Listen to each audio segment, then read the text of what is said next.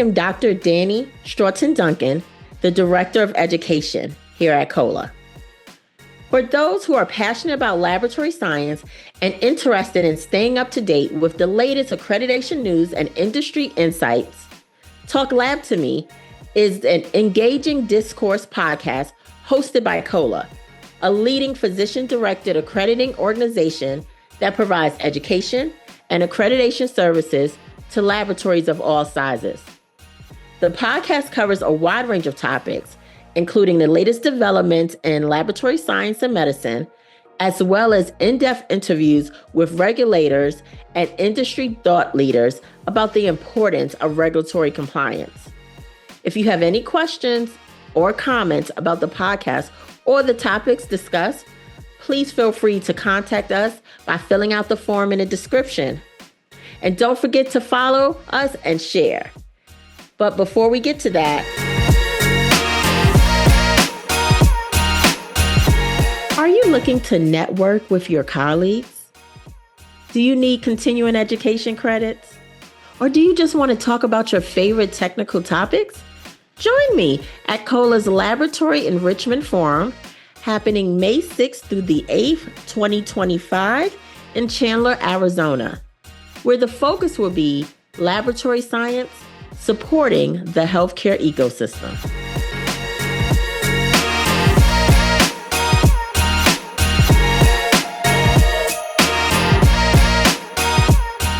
Thank you for joining us for another episode of Talk Lab to Me.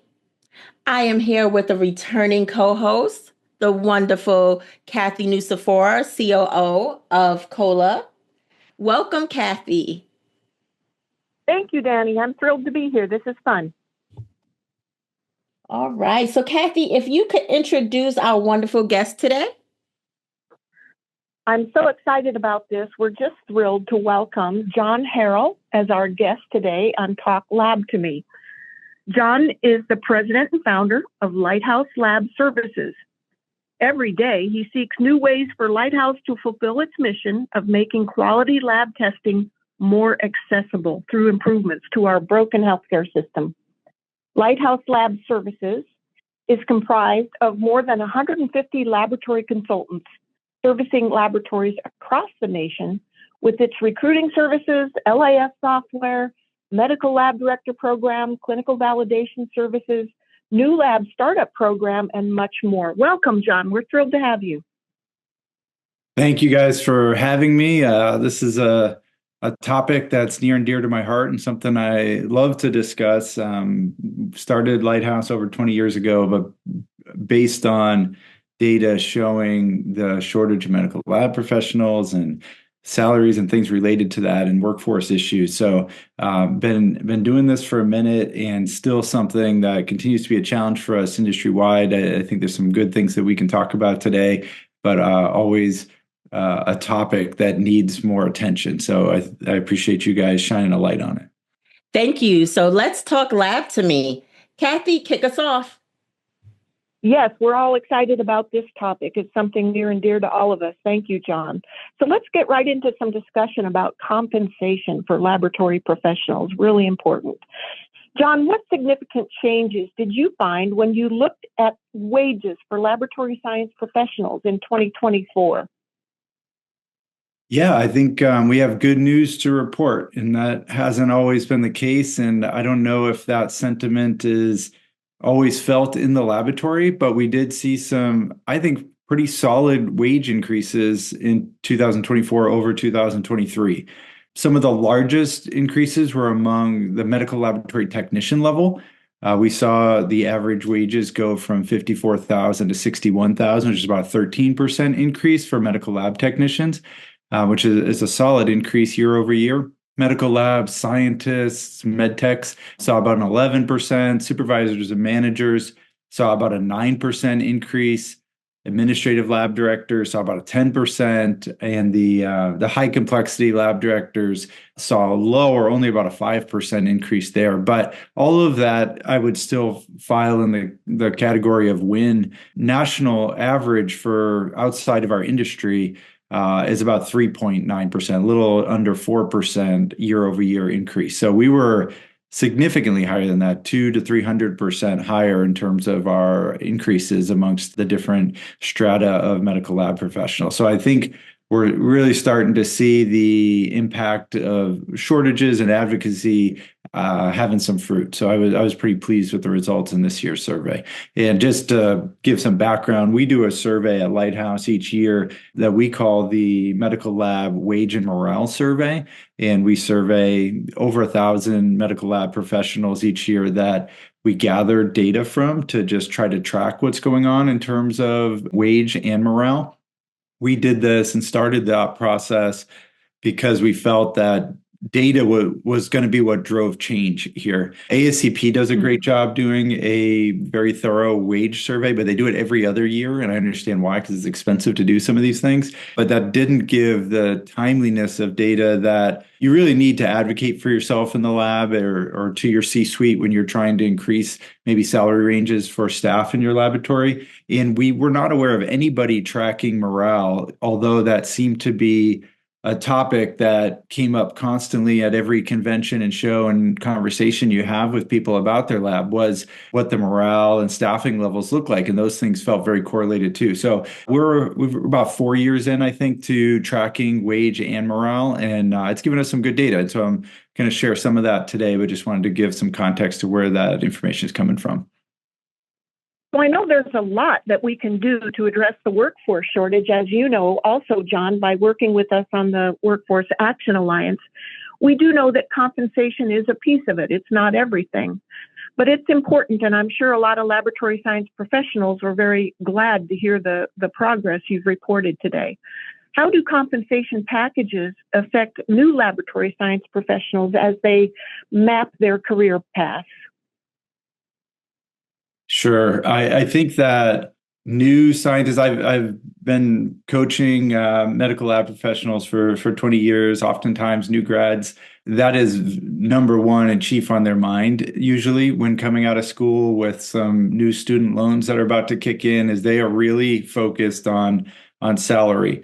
I would say maybe opening up their mind to the bigger picture. I don't think that strictly the number and the salary should be your focus as a new grad. I think if you were looking at your earning power over the course of your career, there's things you can do in your first role that position you to get into a position of having more earning power, even though they may pay a little bit less. I mean, salary is going to be important. You have to pay the bills, keep the lights on, and start getting those student loans paid off. But I think things that are going to set you up for future success as a medical lab professional is getting into an environment with career ladder in front of you. So if you go take a position at a physician office laboratory that employs one medical lab scientist doing one test, you're kind of limiting yourself. And if you spend the next 5 years in a role like that, it becomes more difficult to move into other roles where when you're a new graduate, laboratories are a little bit more open to coaching you up and training you. You don't pigeonhole yourself. So I would say thinking about what does the career path look like at this new employer? And then other benefits such as continuing education, I think should be important when you're a new graduate. Do you get specialization? Do you get training in multiple different areas of the laboratory? Are you able to touch a lot of different pieces of instrumentation and build out that resume to show that, yes, I've done next-gen sequencing and I've done blood bank and rotated through microbiology? You're not going to be able to do it all, but I think casting a wide net as a new graduate should be one of your chief criteria when looking at roles compared to salary, but salary is always important, so it should be in balance. Well, that's excellent advice. Thank you for that, John. And it's kind of a perfect segue to my next question is, how does the pay for a newly graduated medical laboratory scientist compare to an experienced professional? In other words, how far up, how far can we go as laboratory professionals? Is there a lot of career salary growth throughout a career? Yeah, I would say there is, as long as that's paired with career growth. And so I would not expect, if you were a medical lab scientist, 4-year degreed, and you go into a role and you're looking to stay in a role like that and not take on managerial or responsibilities at any point, I don't think you will Mm-hmm. see a ton of growth. I think you might see somewhere around the range of 25% increase to compensate you for your experience. That's adjusted for inflation, cost of living, of course. But throughout your career, a very experienced tech might earn about 25% more than a new grad tech in that same role, same title, Mm-hmm. which is not super significant. So I think the career field benefits the new grad a little bit there because we work in a field that's so black and white. It is different from soft skill careers where if you were to get into a role where there is no certification, clinical rotations, regulatory, you're going to be compensated a lot more on your past experience and successes. Whereas in the field of medical lab, I think that you're going to receive a lot of the similar compensation just by having your degree, having your certification, having a state license if it's required. Those things are going to get you 80 to 90% of the way there without really having to talk too much about, were you one of the best lab scientists in your last lab? So I think that it benefits the new grads. You're going to start off a healthier salary that's going to get you most of the way there. You're not going to see a ton of increase by just adding years of experience to the resume. If you really want to see salary increase, you're going to need to take on either responsibilities or specialization. I view that there's sort of a branch and you have a fork in the road and you can choose, I'm either going to go into management or I'm going to learn a very specialized skill set and I'm going to become an expert in blood bank or next gen sequencing, something, and you pursue that. But you need to be thinking in terms of one of those two and pursuing it. Staying in a generalist role or in a similar role for a long time, you're going to see probably a very similar salary after 5 years and after 25 years. I couldn't agree with you more. And one of the things that we're doing with the Workforce Action Alliance is to make sure that our laboratory science professionals are aware of all the amazing different career pathways that are open to laboratory scientists. So thank you. I couldn't agree with you more. Yeah, and I think some of those, what we've tried to do with the Workforce Alliance, one of the subcommittees is working on trying to identify those skills that are not caught by certification. There's a lot of things that are done by medical lab scientists in the lab that are really kind of almost off the books. Like they don't show up maybe even in the job description very heavily or in any type of certification. You might be the super user for your LIS.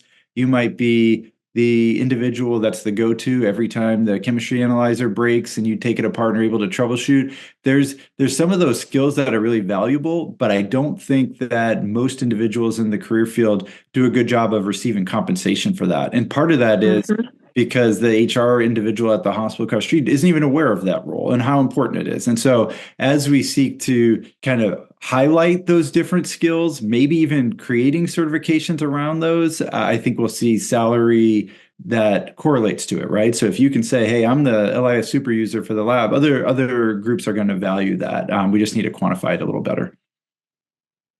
That's fantastic. I look forward to hearing more about that, John. Thank you. For sure. And we understand that wages differ on the geographic areas. Are there certain regions that are facing more challenges in offering competitive pay? So yes, we see significant changes in compensation based on regional and state differences. Sometimes that's driven by licensure, oftentimes. So California, New York, and Hawaii are the three big outliers that we see. We actually remove those and report them separately when we're doing our salary analysis, and we put them in a whole separate category because they skew the numbers so much. But what you need to know as a new graduate or someone making a job change is that a bigger salary doesn't always mean more dollars in your bank account at the end of the day. We see new graduates in the Bay Area starting with six-figure salaries, and those look really appetizing. Even experienced techs that maybe are making $62,000 in the middle of the country and seeing an offer of $106,000 in one of these higher cost of living areas are going to be really attracted to those. I would say that you still want to dig into it a little bit further because the cost of living in those areas can make it so that you end up with less disposable income. Luckily, there's some great websites out there where you can type in your zip code in the zip code you're looking at and add in a salary, and it'll correct it and let you know what you need to make that same salary there. So there's cost of living adjustment calculators. Several of them are free on the internet. So I would encourage people to do that. If you're looking to move into a higher cost of living or lower cost of living area, take that into consideration when you're making your decision. I'm glad to hear you talk about that, John, because in our local area, we hear that a lot from our students when it comes to comparing their offers in Maryland versus the DC area. So they'll sometimes see that they'll get a higher offer in Washington, DC versus a Maryland-based facility. And it does have to do with that price of living, Washington, D.C. having a higher price of living than some areas of Maryland. So I'm happy that our new laboratory science professionals have these resources to compare and make a very educated decision as to where they want to start their career.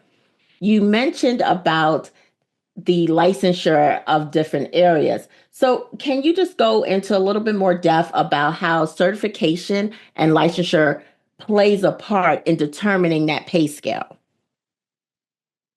Yeah, I think it affects the supply demand part, which eventually flows through to those compensations being higher, right? So when we see employers reaching out to us from New York and California, they've already started to make these adjustments. Sometimes there's some hard conversations and they don't adjust quick enough, but eventually it happens that they realize we are not getting the talent we need in order to keep our labs staffed in a way that we can run them.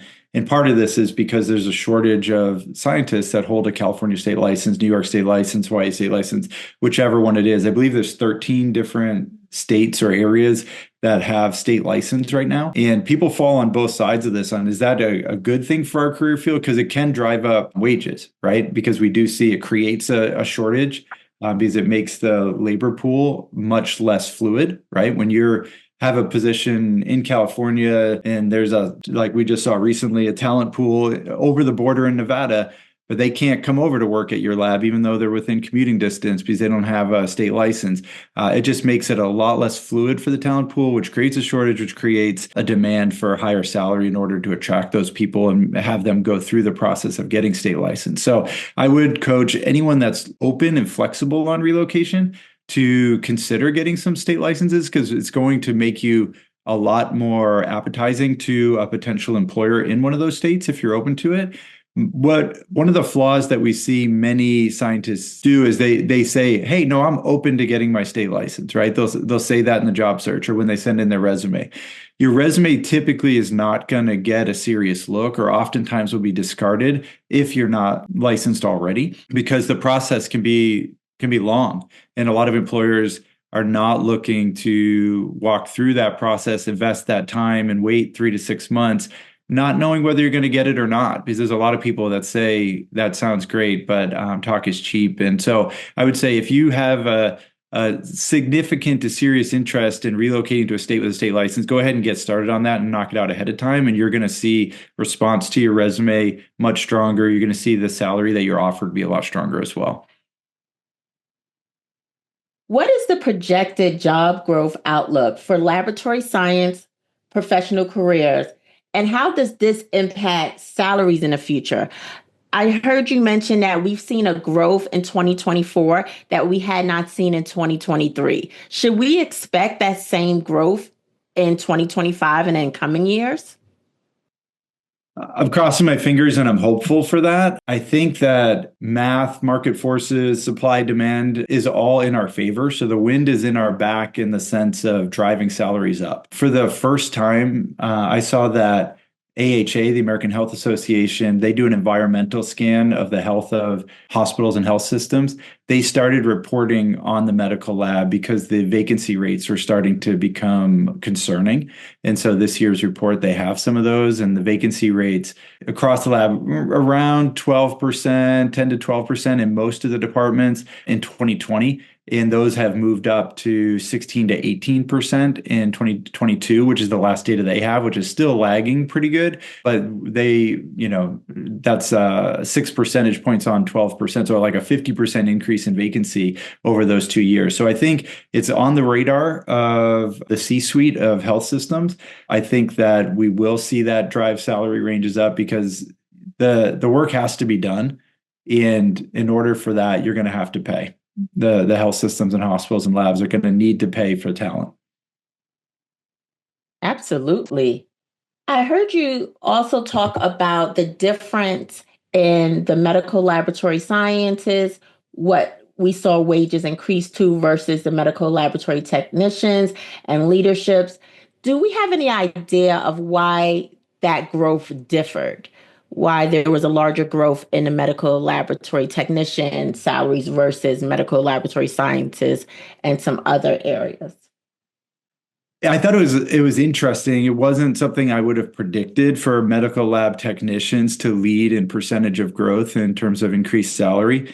I don't want to make too much of an issue of it either, because it is like the difference between 10% and 12%. And that could be the result of our survey group. There's things in there that could account for that might not indicate any macro level trend where we're seeing, MLT's salaries grow faster than the rest of the career.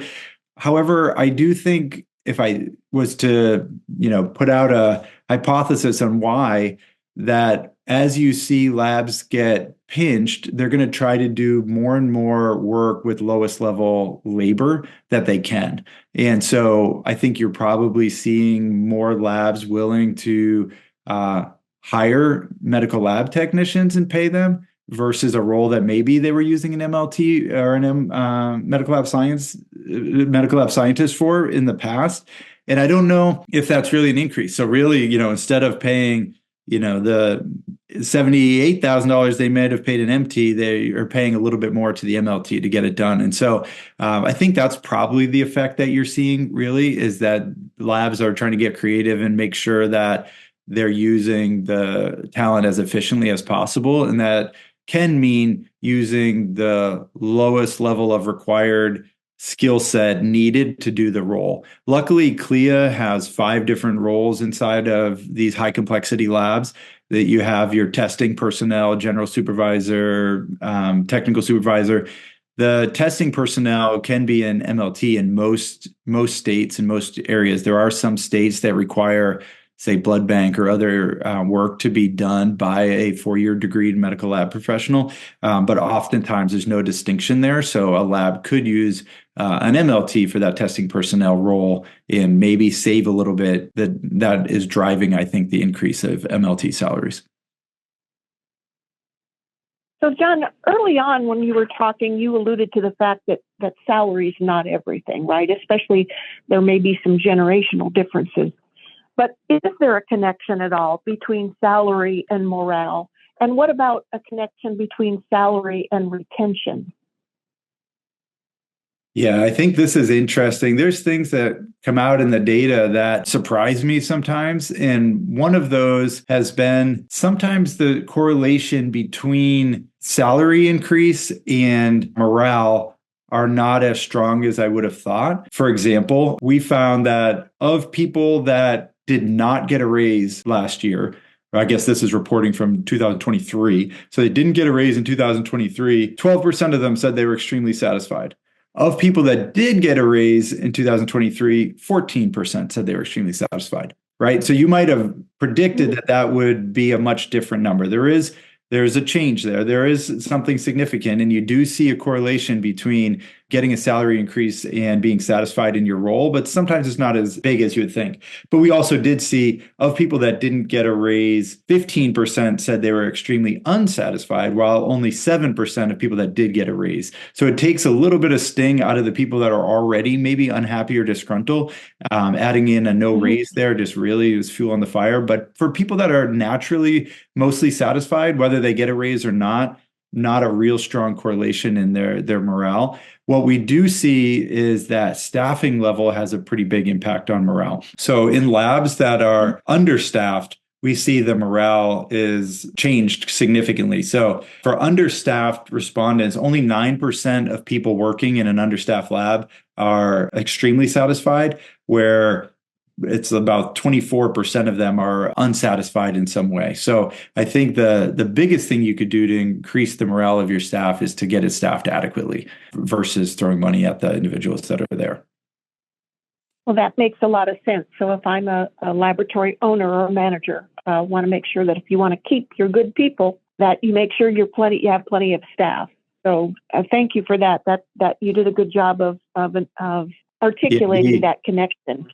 The salary bump, so when you get an increase, that has been shown to have a really nice effect on morale for a very short period of time, right? Eventually, that becomes your new norm. It shows up in your paycheck, and 6 months later, when you get that check, you don't get warm, fuzzy feelings because it's a little bit higher than it was the previous year. Whereas when you're understaffed and you're having to, cover for someone else, work long hours, there's a lot of stress. That has impact every day that you go into work. And so the effect of having adequate staffing pays a benefit every day when you go in and you're enjoying your time in the lab. So that's going to have a little bit bigger impact. Yes, thank you. So we mentioned a little bit about generational differences.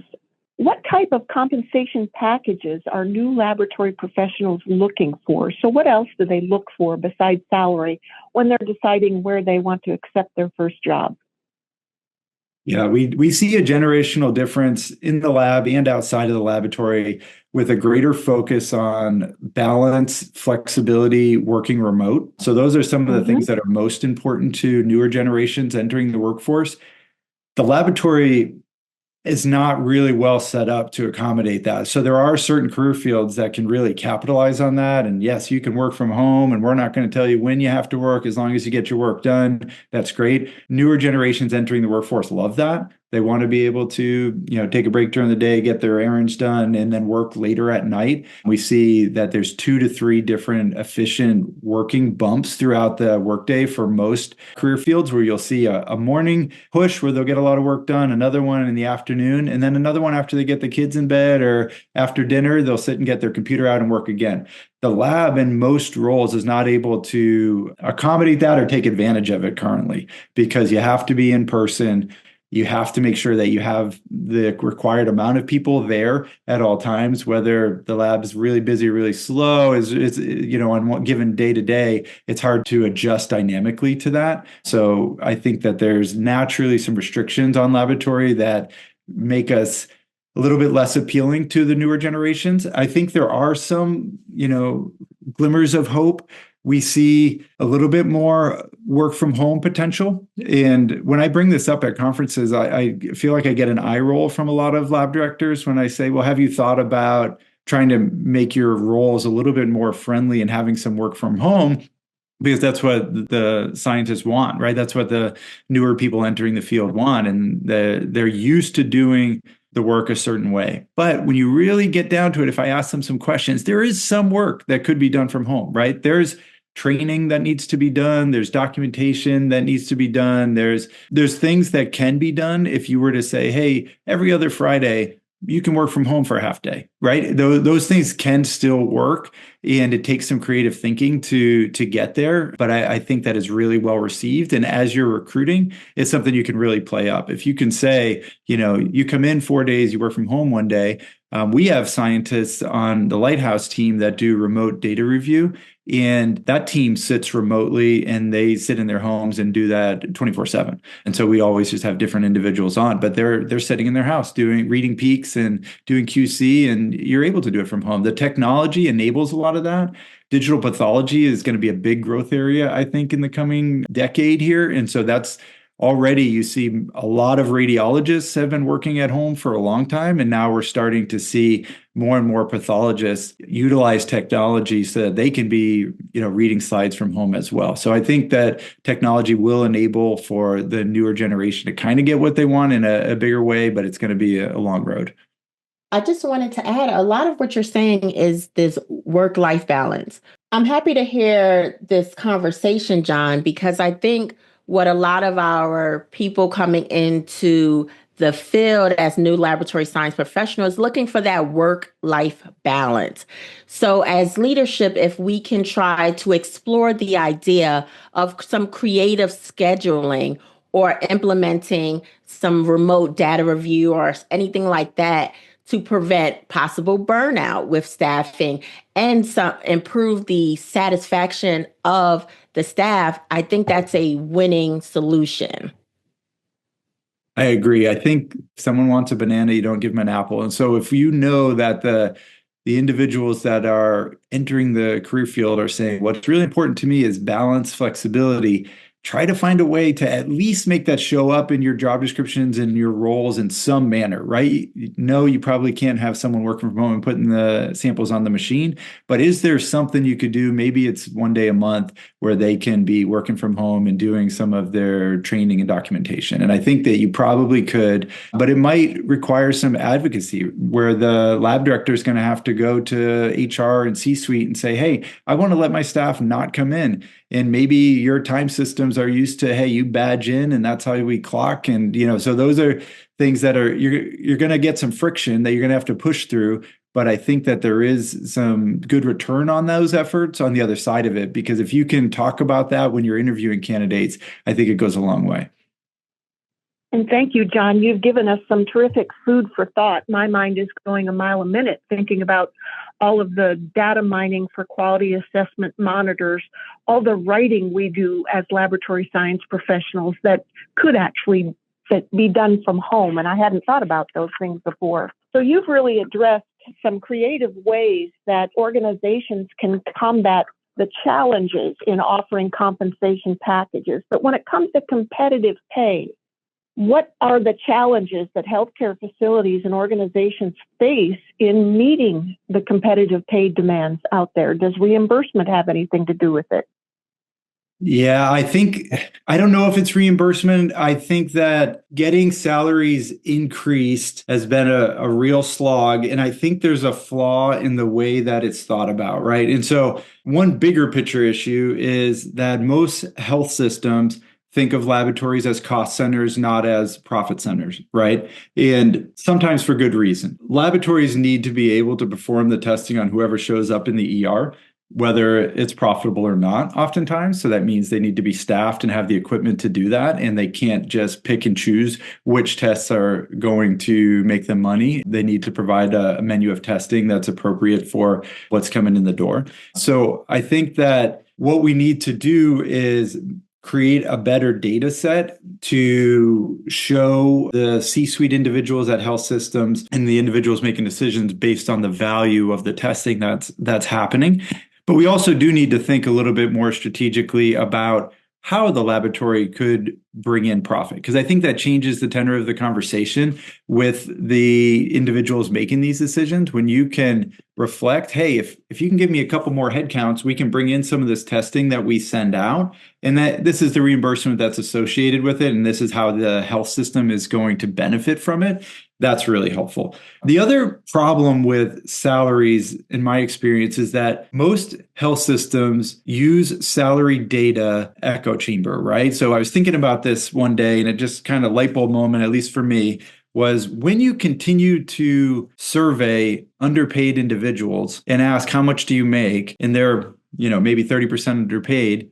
They report back, this is what we make. Now the executives look at that and say, oh, we pay just the average rate. Like we're in line with what the rest of the industry is paying, right? So you get this echo chamber where you just keep feeding and saying, hey, we're going to pay what everybody else is paying and everybody else is underpaying it, so it just stays there. Unless something changes, you're going to continue to have that loop. And I think the way to get out of the loop is by looking at the true cost of labor, because what happens when you keep those salary ranges at low levels that are not adequate, you don't fill your roles, so you get high vacancy rates. The testing needs to happen anyways. So then you bring in temp labor or you pay overtime. So then when you look at what you actually paid for the labor, you're paying 1.5 times to use your own staff because they're doing it on overtime. And then they're burning out as well, right? And so you have that problem and the cost of churn. Or you pay temp labor and you're probably paying, 100% more than what you would pay if you had a W-2 employee in the role. And so it's short-sighted to say, no, we're not going to increase our salary ranges because we looked at what other people are doing and this is what it says we should do. So instead, we're going to sit with our low salary ranges and just pay temp labor and overtime, right? So I think that's important. So we've tried to create salary and wage information that captures that. So we ask questions about what did you make in terms of total compensation last year as a medical lab professional versus what did you make in terms of your W-2 wage that you were offered when you took the position? Because I think that better reflects the cost of labor. So I'm hoping that creating those data sets allows for lab directors to go have those more fruitful conversations with the C-suite at their health systems. Has there been an overall increase or decrease in job satisfaction over the past few years? So yeah, we're seeing some really great increases in morale over last year's survey. So last year we saw that 48%, or in the 2022 year, which was reported in 23, we saw 48% of people were moderately or extremely satisfied in their roles. We saw 61% in the most recent survey. So that was a nice jump. We saw the highest levels of morale reported amongst the experienced techs with 21 years of experience or more, which is interesting to note. The counter to that, which is not as positive, is we see the lowest levels of morale amongst the scientists and lab professionals that have less than 5 years of experience. And so we're seeing those entering the field not be real happy. We're seeing the individuals that have been in their roles for a long time reporting the highest levels of satisfaction. We reported on something last year for the first time, which we uncovered in this data. So we started asking more and more questions about it, and it seems to have been emphasized in the data again, and that's about bullying in the workplace. So we saw that a majority of medical lab professionals report that they've either experienced or witnessed bullying in the laboratory. And that those numbers, the people reporting being bullied, were very much on the newer grads or those entering the field. When I've talked to other medical lab professionals, they all seem to recognize this and have experienced it, which was really shocking to me. I did not expect to find that. And I think it's important to think about what bullying can look like. I don't think it's physical in most cases. I think what we're seeing is maybe some territorialism, where you enter a new grad in that wants to learn, wants to rotate through departments, and experienced techs that have been there for 20 years plus don't want to train this individual because they're not getting paid any extra to do that. They don't want the hassle of dealing with messes and broken instruments or issues and delays that are caused by someone that maybe doesn't know what they're doing as much and hasn't had as much experience. And so there's just kind of a cold shoulder and a don't touch my stuff and this is my space attitude towards new grads entering the field. The thing to think about if you are an experienced medical lab professional is the reason you end up working Christmas or nights and shifts you don't like is because we don't have enough people in the field. And the only way we're going to correct that is by creating a welcoming environment for new scientists to come in and join this field and stay. And that's going to cut down on those churn rates. However, I also do understand the viewpoint of maybe a bench level tech that's been doing this for 20 years and hasn't really seen a pay increase and doesn't have training or supervising as part of their job description, being less than excited about having to bring in some new clinical rotation students or a new grad and train them up and get them qualified, right? You would think that there should be some recognition and compensation associated with that. So there's a couple of things going on in there that we're continuing to monitor, and we're shining light on that bullying issue in hopes that maybe that brings about some change too. But overall, the good news is morale is on the way up, salaries are on the way up. There's a correlation between those two for sure. And I hope as in the laboratory circles, we continue to talk about the importance of organizational culture, inclusivity in organizations, such as the different laboratory environments, that we will also see a reducing of these reports of bullying in the laboratory. And also, I'm a forever learner. So I always want to see the other side of the coin of how people learn. And I think that's also an important part is everyone learns differently. So how you may have trained when you learned the material may differ from the person you're currently training. So having that openness and awareness that everyone learns differently, down to, I hear a lot, well, they didn't take notes. Well, they may retain the information in a different way. Doesn't mean they're not as engaged. They just may learn differently. So I think, having opportunities where people can voice this and we can, peel back the layers of what's going on can definitely help improve our satisfaction rates across the board with our people entering the field that are, like you said, under 5 and our experienced medical laboratory professionals. I couldn't agree more. I think that there is a lot of skill set that comes with these newer grads entering the field that maybe isn't fully appreciated or recognized by some of the older techs. When you need help with the LIS or your login and the network, they're gonna be very tech savvy. They grew up in technology, which is native to their world from the time that they were born, and so they naturally take to some of these things really well. And this is bordering on stereotypical, but I think the data proves it out that it's going to be helpful. There's going to be a lot of things in the way that the laboratory is transforming where you need individuals that understand technology, and this newer crop of scientists coming in have a strength in that area, right? So don't always look at it as I know more than you. It's I know more than you in this area. You might be able to bring something in the other. We're all a team. Let's all bring our strengths and try to be the best team that we can be. Absolutely. We're all in this together to serve our patients, and we need to work together. Yes.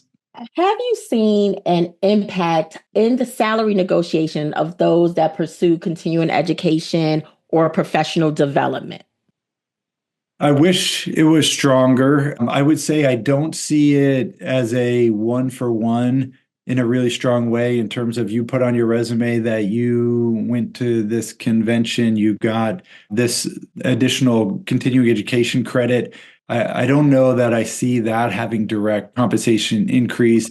What I do see is some of the certifications, especially if it's needed for the role, if you go get your SBB, for instance, or you get a specialized certificate, we will see compensation for that for sure. You also see it in the sense of internally getting looked at for promotion opportunities. I think those individuals that are investing in their career, are growing, are learning, are bringing that back to their team, are seen as leaders and individuals that have potential to move up. And so I think you'll see it there. And so it's not necessarily one for one, but in the overall sentiment of that individual, you recognize them as someone that's trying to learn and improve themselves. And you sometimes get opportunities that open up doors, right? So you get to learn about a new piece of instrumentation or a new assay that's being brought on board. And when you volunteered to help with the validation of that, now you become the kind of go-to expert in it. And I think you'll see some benefit from that. And you also see good networking opportunities happen in some of these continuing education settings. So when you're going to shows or whether it's online, you're rubbing elbows with peers in different institutions. And oftentimes that results in you hearing about opportunities you might not otherwise have known about. And that can pay off in terms of salary as well. So I think there is a correlation. I think it's a little bit indirect, but I think it is there for sure. John, I'd like to get back to the data just a little bit. There's something I'm curious about. I saw that 74% of your respondents were female, which doesn't surprise me. I know going back to when I was in laboratory science school, there were more females than males. But what about a gender bias? Do you see any of that in your salary data? We do. So average compensation for females in the survey was $87,097. And average compensation for men was $109,810. So, but a significant gap in compensation between male and female. This is a 23% pay disparity. And I think that that's something we want to continue to shine a light on.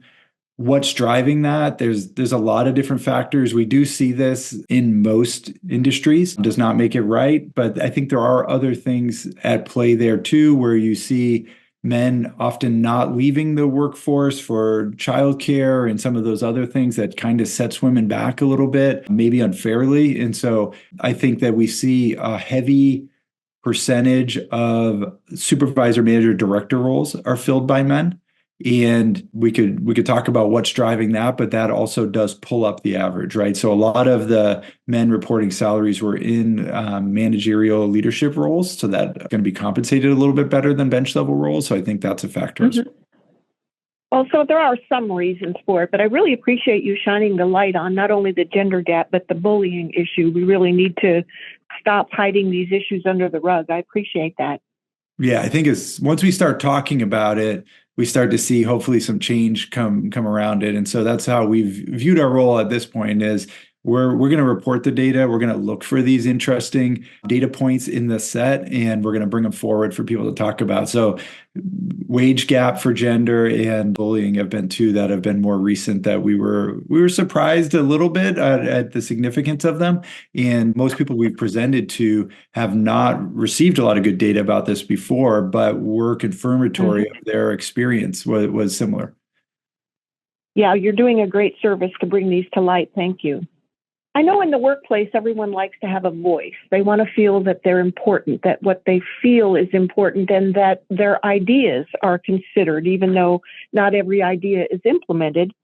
Employees like to have a feeling that they can bring up things. So how does employee feedback play into retention? Is it important for organizations to collect feedback from employees, and does that help in retention?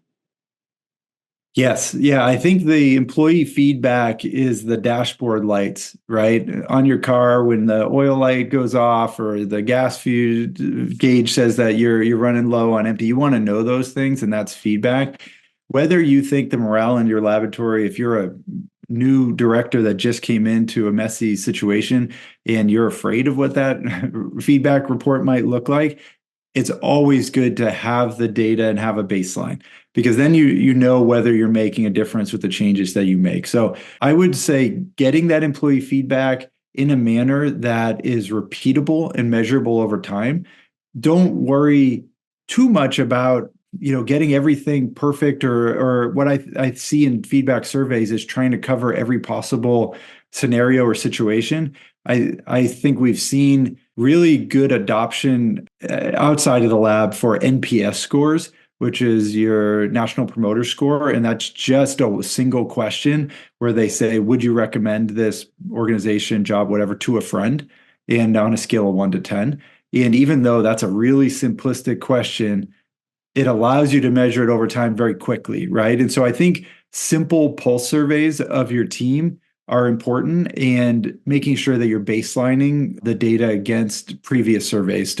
So even if 32% of people are unhappy, if it used to be 42, celebrating those wins and knowing that the changes you're making are bringing about some improved morale is important. And then making changes, right? Just measuring feedback doesn't help unless you start doing something with it. So if you're going to have a suggestion box and you're going to ask people for what needs to happen in order for the laboratory to improve and for us to retain staff better, you need to start taking action on those things. And sometimes they're hard things, right? So it's going to be, we want to get paid more. We don't want to work holidays. I want a better shift. There's a limited amount of funds. Someone has to work the night shift. Someone has to be there on Christmas. So trying to figure out how to have conversations as a team about how do we address this? What's fair? And I think if there's buy-in from the employees on why we do the things the way that we do, you're going to see better retention and better morale. Excellent suggestions. Thank you.